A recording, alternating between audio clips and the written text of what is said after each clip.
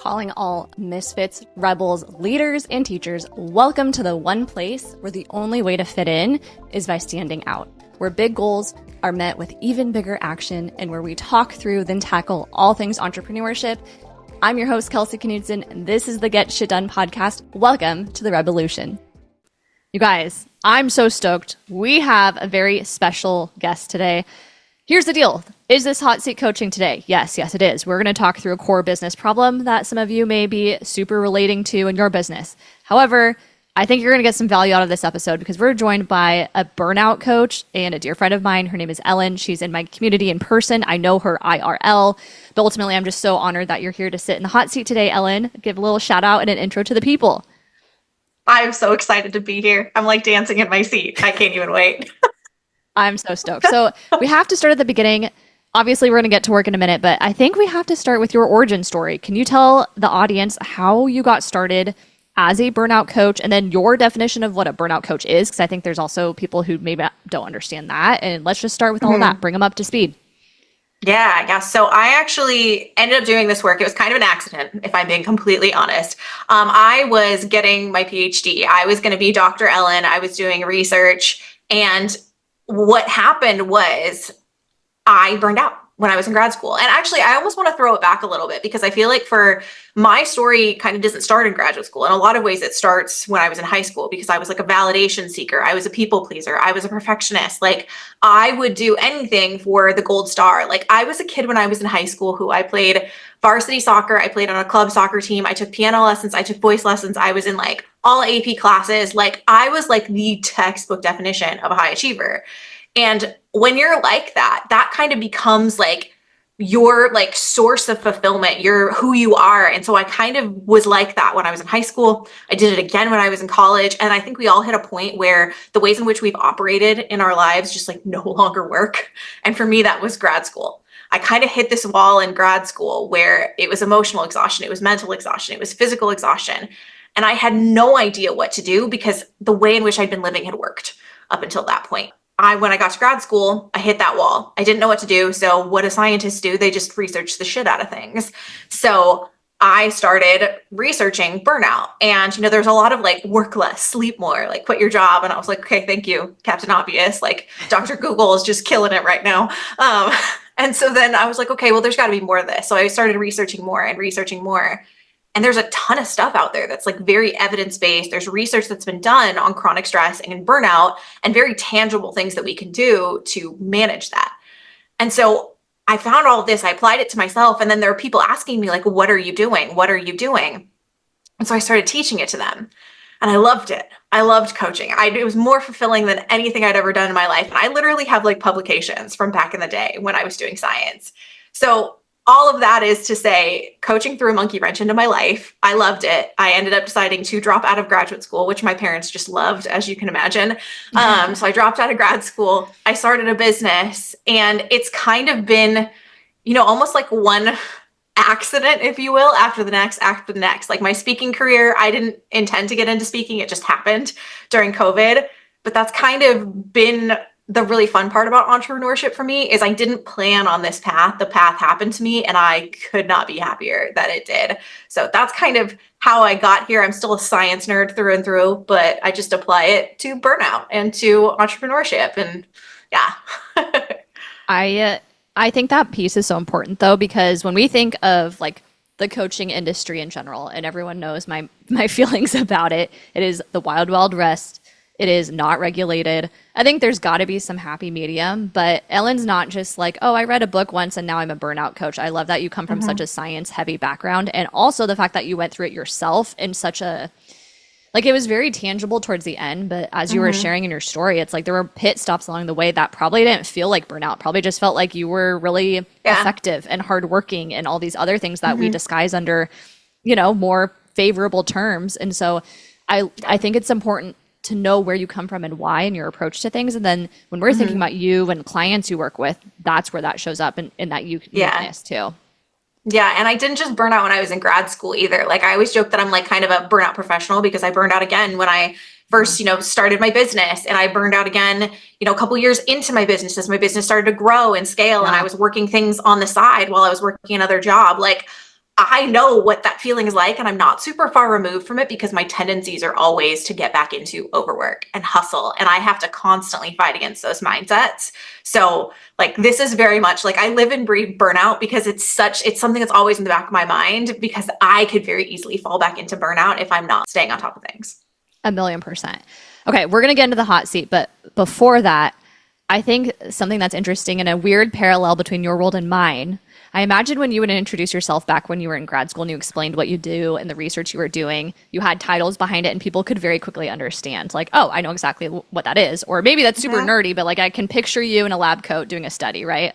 And I got like a sick, twisted validation out of how people responded too. Yeah, you had a really simple identity. And the same goes for me when I would say, oh, I'm a hairstylist. Even when I said hair salon owner, it was like that one word was descriptive enough and people have enough context to know like exactly what that is. Tell someone you're a business coach. I mean, there's a bazillion of them. Tell someone you're a burnout coach. There's a bazillion of them. And so already, I just want to acknowledge as we're getting into this topic, because it's so relevant. If you're listening and you're having a hard time describing what you do, and you find yourself, I call it the mom test, like if your mom can't adequately explain what you do, this episode is going to be for you. Because I went through this too, and it took a lot of, oddly enough, mindset work and like separating myself from the need for that identity, but also just to get really crystal clear and recognize that I have an educational duty in my business to like educate people in the flavor of business coaching that I offer. And then it's like 2 steps. I have to explain that. And then from there, I have to explain how I could help them with their problems, which, by the way, they don't think are business related problems. But all that little caveat to say, mind explaining, you know, with the hot seat, I'm always like, let's pick one topic. What's most relevant today? Do you mind explaining what's kind of top of mind for you today as we kind of dissect this together? Yeah. So the thing that has been on my mind very much recently is how to help people understand that they need me and that they don't need a business coach or a sales coach or even like a personal trainer. Like, I can very clearly articulate to you, this is what I want to help you achieve. This is my framework for doing that. But even in explaining that, sometimes people hear that and they hear me say self-care and they think personal trainer or nutritionist, or they hear me say, you know, business systems, and they think, okay, I need a business coach. So, and I work with a lot of entrepreneurs, and naturally, like, I understand this mindset. We want to make more money in our businesses. So they'll think sales coach. And one of the things that I have trouble with is, how do I show people that I'm actually what they need and that they don't need these other solutions before they need me? Oh my gosh. So if we were to give a little tagline, when do you need a burnout coach? By the way, It might not be what you think it is. Okay. Love this idea. I think let's start with just your personal opinion on the matter. So if I just meet you on the street and I'm asking what you do and you're explaining what you do, when do you feel like when is it like the ideal time for someone to work with someone like you? Like, what are some of the words they're saying and things that information they're giving you in a conversation? Well, I'll tell you, I'm going to start with the, like, what we don't want to wait for, and then kind of from that transition into what we actually want. I think a lot of people think they need a burnout coach when they are at the point of like crash and burn burnout. Like, when they are at the point where they are so overwhelmed, they can't make decisions in their day to day, or where they are so stressed out that they, like, their relationships are crumbling and they're snapping at everybody in their lives. That's really not what we want to wait for, because when we are at that point, it's really hard to make changes, because like, you sometimes can feel so burned out that you don't feel like you can do anything about your burnout, right? So we don't want to wait until that point, especially in entrepreneurship or when you're being a business owner, because when you get to that point, like, you might not have the energy to fix your burnout and work your business at the same time. And like, your business is your livelihood. Like, we need to be able to work our business. So we don't want to wait till that point. I kind of consider burnout to be a spectrum. There's a very, very mild burnout that is super easy to recover from. Like, you've started to notice, oh my God, I'm not taking any days off over the course of the week, or I've stopped working out. Like, we start to realize that we have these things that we're doing really early and they're very easy to fix. We just got to get back on track. Then we have that severe end of burnout where it kind of feels like we can't do anything. It's emotionally impacting us. It's mentally impacting us. Like, our physical health is starting to deteriorate. We don't want to get to that point either. I kind of feel like the sweet spot is when we're in between those two places, where we're starting to realize that those habits we started to notice at the beginning, or those things we started to notice early on, they're starting to become habitual. Like I'm not just, every 3 months I work a Saturday and I don't mean to.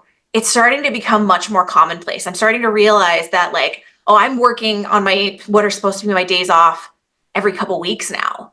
And I don't want to get into that. Or I'm starting to feel those things come back into my mindset, because I'm a big believer that burnout is a choice, not necessarily that we want to be burned out, but that we are both the cause and the cure to our burnout, especially in entrepreneurship.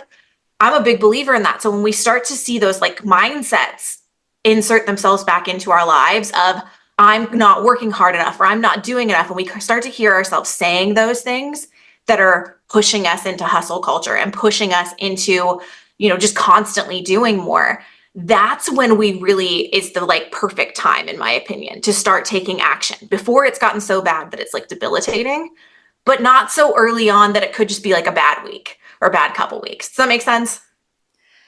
My mind is blown. Here's why. Your current offer suite is not the best solution for them. When they're in crisis mode, when they're like, okay, enough is enough, I'm drowning, I need help. In their mind, that's probably when they're thinking of you. But the way you're currently set up, because you also implement and execute change alongside them, they're not in that space where they can implement those changes. They just need little micro adjustments to just get out of it before they can even start to think about changes, right? So my mind is blown, because I think your ideal person doesn't know they have a problem. Therefore, if they don't know that they have a problem, in their opinion, they don't think they need to seek out a solution. So it's almost like, how do we convey that they have a core problem? And to me, one solution is people who have experienced burnout before. So you're calling them back to that emotion, that feeling, that one time where they like binge watched all of the Dragon series and then all of Game of Thrones in the span of 2 weeks, right? Like you're gently calling out I'm history. stealing that, by the way. But you know what I mean? Like I think we either need to help them recognize they have a problem and the warning signs are closer than they realize, or we need to adjust your offer suite. Maybe you do have some like crisis solutions, like repackaging and like meeting people where they're at, because people need a reason to change. That's where there is some parallel with the work you do and what I do. Like there has to be that tipping point of like, yeah, enough is enough. And if they're waiting till that crisis point to say, oh, I remember meeting Ellyn at that networking thing, I'm going to give her a call, but your current offer doesn't solve that problem at that place, then no one wins in that scenario. What are your thoughts on that? I think you've nailed it. Like I do a lot of systems work, for example. I'm a big believer that like we need the systems in place to take stuff off of our plate so that we have the capacity to do what I call the life-giving stuff, like the self-care and the mindset.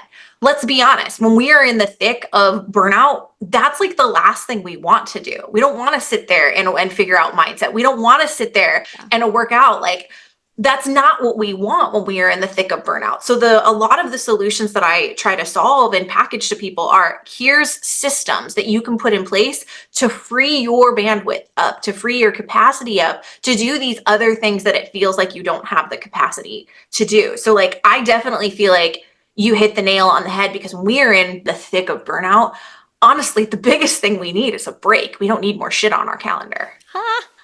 So like instead of waiting for them to cycle through that burnout and catch you on the flip side, what if you had like a crisis, might be too aggressive, but something in your offer suite, and maybe it's just like an add-on that's available, but if someone is truly in the trenches with that, it's like, hey, I actually have this specific way I work with people to help transition you out of that, where I can start to support you in a really like compassionate way. I'm not adding to your plate. I'm going to help you dump out your plate a little bit and get organized a little bit. And then our end goal is to then tackle those future growth things. Your offer like exists here, and you're hoping your burnout people like land in the perfect timeline. And I think there's this opportunity to meet them where they're at. I want to see if you feel like this is a solution, because one of the things I realized recently is when I work with somebody in one-on-one coaching, I want to give them a quick win, but also like very, very quickly set them up to be ready to start doing some of the other work. So one of the things I've started realizing is initially I was just like, okay, maybe we should kick off our time together with like a couple hour like systems call where we just set up their systems. And then I realized I was like, okay, that's like heading in the right direction, I think. But I think what would actually be better is, instead of doing this couple hour systems call, meet with them for, 60 minutes, 45 minutes, whatever, get a feel for what systems they're missing, and then almost treat it like a VIP day where it's like a back end VIP day. I'm doing the work. And then when I come back to you, like, here's your system. Your system's built.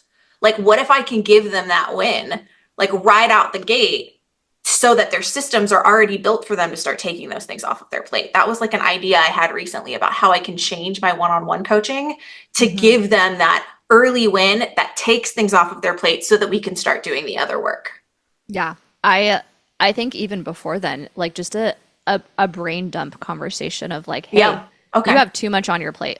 And we're going to solve for that down the road with some systems that are actually going to long-term help make things more efficient. But we can't even look at that yet. Like, we're not there yet.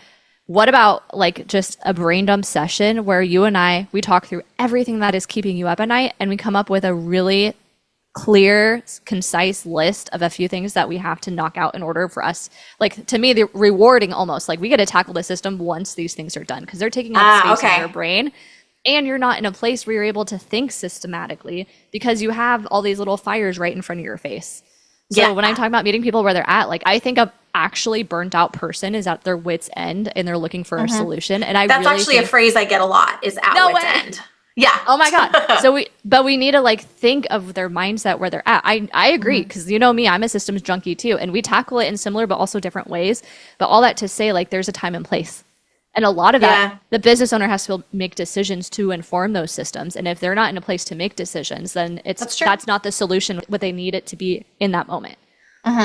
So I think that makes a lot of sense. You almost need like a little mini crisis package, or like, hey, you're effing in it right now. Like, we're going to get you out first, and then we're going to make sure you don't go back there again. So that, as far as like an offer perspective, I feel like that's a pretty interesting solution to explore. But you mentioned one-on-one, which I know you've had one-on-one clients. And I always think when we get stuck in our little like marketing ruts, which is kind of what this conversation is, it's like, let's go back to history. So when you think back to your one-on-one clients that you've worked with before, what's some of the ways that they would articulate their problems when they were considering working with you before they committed? Yeah, so I definitely get a lot of at wit's end. That is actually a very, very common phrase that I see in coaching applications. What they will also say is they kind of feel like there's too much to do and they're having trouble deciding. There's like an analysis paralysis, though I don't think they would use the phrase analysis paralysis. I think they're talking about how they would have trouble making decisions and trouble prioritizing. They will talk about stuff like that. They might, if they're very self-aware, which not all of them are, they might say things like what they're seeing in terms of their behavior toward other people in their lives. So they might say that they're like snapping at loved ones, that they're like constantly super pissed off at work or whatever. That's kind of like the emotional side of burnout. So they might say that, and then they'll probably also say that they don't have time for themselves. Yeah. I think, to me, all of those indicators are really proving that people need to have some sort of trigger internally for them to recognize that they need your services. However, that doesn't mean that we only have to market to like, are you burnt out? Are you at your wit's end? I think what we can do is we can start to educate and train your audience to look for these signs. So then eventually you can create an offer that is that more proactive. And that proactive, maybe that's more of like, and you may be doing some of this, I'm just going to spitball ideas though. Maybe your outward marketing is more like what signs to pay attention to, what micro adjustments you can make. And maybe it's via a podcast or a newsletter or a hybrid of the two. And it's very educational. So that way, as your audience gets used to you, the way you teach, your thought leadership, they then will be a hell yes for that coaching offer that's more like preventative burnout. Because right now they just don't know that they actually would qualify for that, and they don't know that they need it now. And I think the other thing that was back to the core question is we need to tie it back into like, when is the right time? And I would be really specific with that. Like, hey, are you like on the sales page of a copywriter? Before you hit purchase, just some food for thought. And I would pull out like, what are the specific things that have probably led them to that decision, and walk them through. Like, I understand the solution you're looking for. And sure, are you going to walk away with some great copy? Probably. Are you going to get a couple sales of it? Most likely. However, it's not solving this deeper rooted issue, which is X, Y, Z, which burnout coaching can solve. Yeah. I'm actually even thinking of how this is like applicable for me. Like, I've been working with a sales coach this year, but the actuality of it is I probably haven't gotten as much out of the 6 months or so that I've been working with her as I could have and as I probably should have, because I didn't have systems in place. I didn't have my own like personal, like the discipline's not there to like do the things that she's telling me I need to do. The discipline isn't there for me to do those. So I've kind of realized I have to come back to like the core routines that I used to engage in. And once I start to get those, then I can kind of return to the work that I've been doing with her and actually start doing those things. Like it's like a me block around my mindset and how I'm showing up in my business. It's not anything to do with what she's teaching.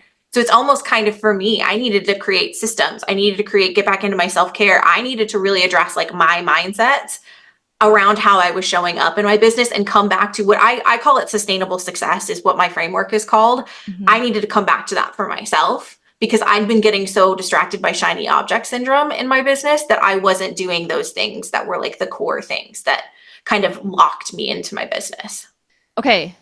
Another way to think about this exact thing, which is through the lens of your experience, your people know there is a problem. Back to the original question of when should I hire a burnout coach? If I'm looking in these other areas of support, why a burnout coach? Why now? They identify there's a problem, meaning they have a gap in their knowledge or there's an opportunity to improve their website or something in their business. They're seeking solutions. What is missing is they don't understand that you are the solution. So I think the solution is your marketing. Yes, we have to call out the problem a little bit, but I think it's really getting specific on the solution. And I think those scenarios are great. Like, hey, I spent, I don't know, $10,000 on a sales coach that has netted me $2,000 and it was the wrong choice. And by the way, it was my fault. Here's what I would have done differently. But like, I think those pieces of content where we can start to show the solution side of it. And the solution side is the hardest one because we believe in what we do. Right? I think people look for other solutions. Like even before we started recording, you were talking about the people who come to you for business coaching, but they might actually need me. It's like, are you going to, if you're listening to this, and I just need to say this right now. If you are listening and you have a hard time making decisions and you are overwhelmed, talk to Ellyn before you call me. Sorry, I had to.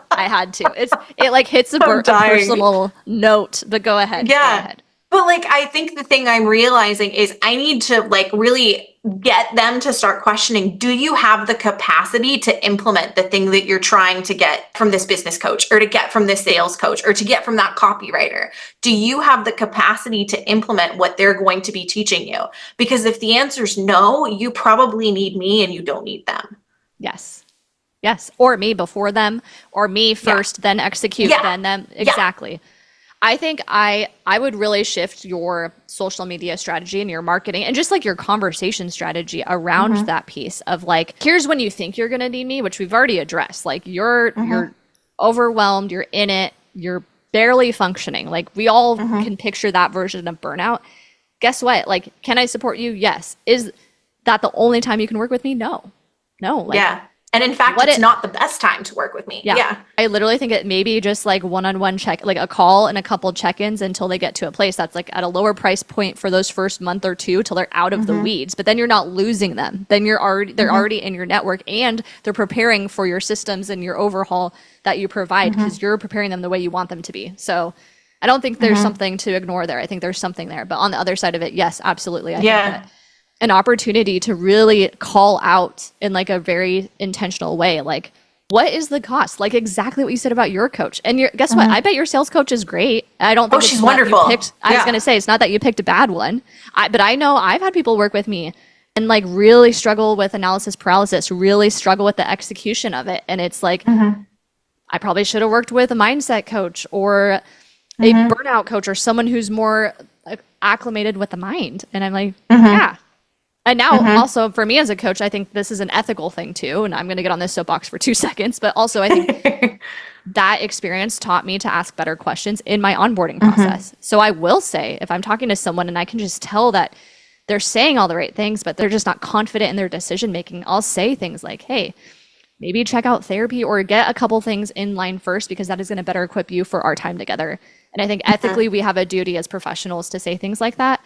But at the end of the day, we only are able to roll with whatever, like I'm working with what that potential client is telling me. And if they're not being totally truthful and they're not self-aware enough, I may not notice until they're a month or 2 months in.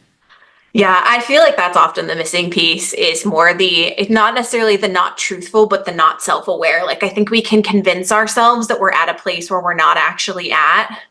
And I think So that's yes. that's where the hang up is. Okay. Okay. This is super valuable. Yeah. And I really like what you said before. I'm like, even going back to your like watch the entire House of the Dragon and the Game of Thrones in 2 weeks. Like I do think I'm speaking to the people primarily that have burned out before, that are familiar with the experience with burnout. Because I've had a conversation with somebody recently. She's just like, yeah, I get that you're a burnout coach, but are you like a career coach or are you a business coach? And I was like, neither. I'm a burnout coach. And it was very clear to me when I was talking to her that she never burned out before because she didn't conceptualize like what I did. She felt like it had to be attached to something else. So I think that's part of it as well, because I've been starting to speak more to like, cool, you burned out in the past, but how are we going to keep it from happening again?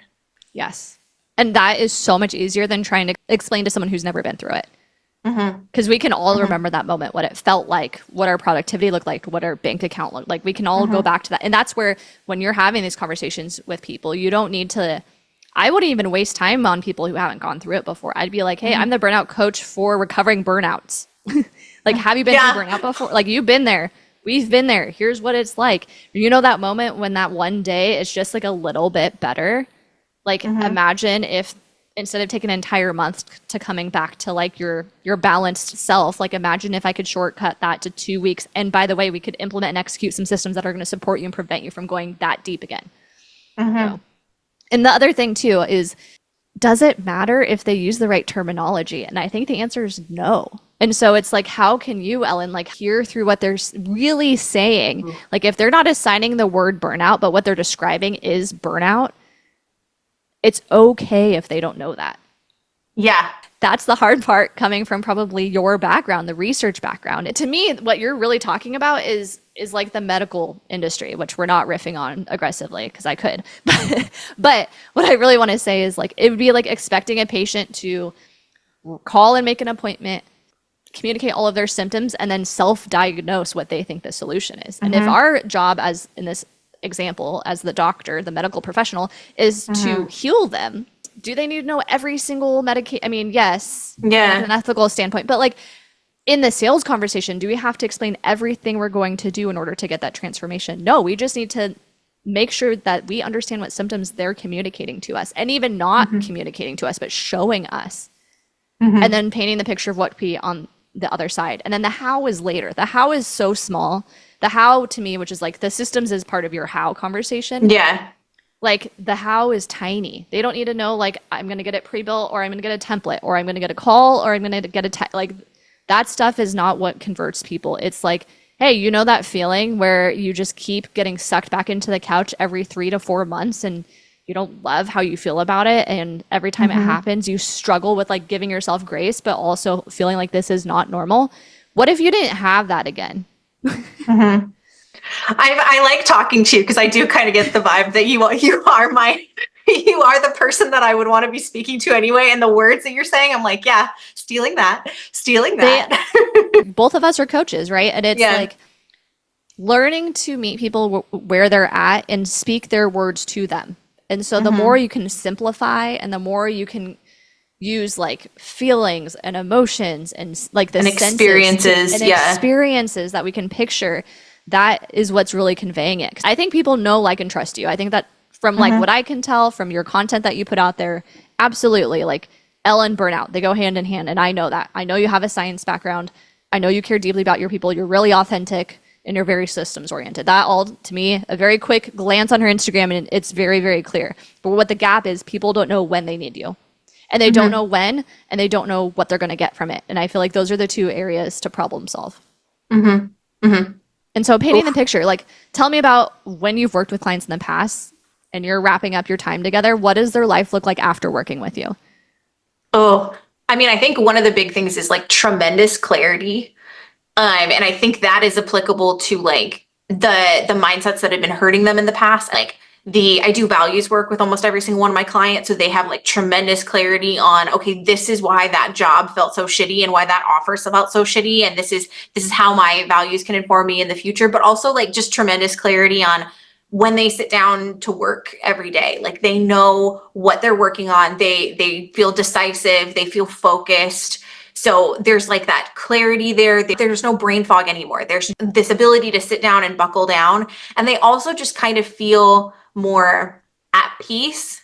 And I'm trying not to say this like a sciencey way or a medical way, but I can't think of how not to. Like just more like emotionally like regulated, like more like stable. Because before they were super emotionally reactive, and now they just kind of feel more centered. Yeah. Last thing, I mean, I could go on and on, but for the love of God, please do this because it's going to be so cool. Have every client you work with do some video testimonial if they are willing to do it of what was life like working before Ellyn and after Ellyn. How has my life changed? How has my business changed? And something we forget to do when we're asking for reviews or testimonials is give a little specifics. Give like, hey, I would be super honored if you would help me share your story. You know, obviously that helps people understand what I do a little bit more. And I really enjoyed working with you. Do you mind taking the time? Because video for something like that, like the way they light up, the confidence, the way they stand, like I just feel like it's going to convey it so much better. And give them a couple questions to answer so that way they don't feel like they have to come up with an entire like organic piece of content themselves. They can just answer a question and record themselves. But add that to your flow and make it something you chase down. Like, I think it's that important for you because their words are going to help you. And then there's certain things they'll say in that transformation and what life looks like after that you can then use in your copy and then use in your conversations that I think will just really take everything to the next level. Yeah. Yeah. Oh, I love that. I already have clients that are in mind that I'm going to follow up with today. And it's funny because I run a mastermind and one of my people in there literally called me out. She was like, why don't you have more testimonials? And I was like, I am the worst at collecting them. And I was like, I don't know. You're right. So then everyone in the mastermind who's currently in it, I messaged all of them and was like, hey, I need to practice what I preach. Please tell me what transformation you've had. So she sent me one over the weekend. It was so nice. But all that to say, like, our people are willing. Yeah. And they're going to be better able to articulate it. To me, it's like the horse blinder analogy. Like that's the stuff that like we can't see because we believe so wholeheartedly in the work we're doing. And we don't remember what life was like before because we already solved it for ourselves. So give yourself that grace. And I think that like past client, current client data is just gonna be super, super helpful for you. And then the last piece, when we talked about in the beginning, when people should hire you, it's not so much that that business coach sucks or that copy person isn't the right answer for them. It's just that it's not the right answer for now. So as you're calling it out, put yourself in the shoes of the person who's about to make that decision. Because I think there's other people in the industry who are making those call outs on their content and it's not the point. The point is not like business coaches suck, I'm better. That's not the point at all. It's like you're trying so hard to make a decision for your business that you think is going to solve this thing when actually you need to solve this thing. And so just be mindful of that. But I think those call outs are going to be super helpful, but just doing it from the perspective of like putting yourself in the shoes of the client, sales page, thinking of hiring a content creator, right? Yeah. Oh, okay. Yeah. I like that. Cool. Okay. Last thing, like I always say on here, I want people to follow along. And also I feel like you'd be cool with this. I want to know like what people's first impressions, like go follow Ellyn on Instagram. And let her know, let me know, like, was my analysis correct? Does she give off burnout coach systems vibes? I feel like the answer is going to be yeah. But all that to say, where's the best place people can get connected to you, follow up on all the cool things you have going on? And I know you have some great offers coming up too. So where can people get connected? Yeah. So probably the most active social media platform I'm on is definitely Instagram. I love Instagram stories, like shoot me a DM, all the things. I'm at Coach Ellyn on Instagram, and Ellyn is ELLYN. I spell it weird just to mess you up. So that's definitely the best place. And then if you're somebody who's not super on Instagram, but maybe you're on LinkedIn, I'm over there on LinkedIn. I'm getting pretty active there as well. So I'm Ellyn Schinke. I'll send the link to Kelsey so you guys don't have to spell my last name. It'll be in the show notes. It'll be in the show notes. Yeah, but LinkedIn and Instagram, and then I'm coachellyn.com. So if you want to check out some of the things that I have to offer, I have some kick-ass freebies, I must say. So if you want some freebies, coachellyn.com is where you should find me. Awesome. Ellyn, keep doing what you're doing. I think just believe in what you're doing, keep doing the thing, and just don't be afraid to meet people where they're at and adapt what you have to offer them. So that way you're honestly able to take advantage of the customer journey even more fully than you already are. That's like my last advice I would give. But all that to say, thank you so much for being in the hot seat. For those listening, thanks for joining us in the hot seat. And I hope you found some value in this episode, and we'll catch you on the next one.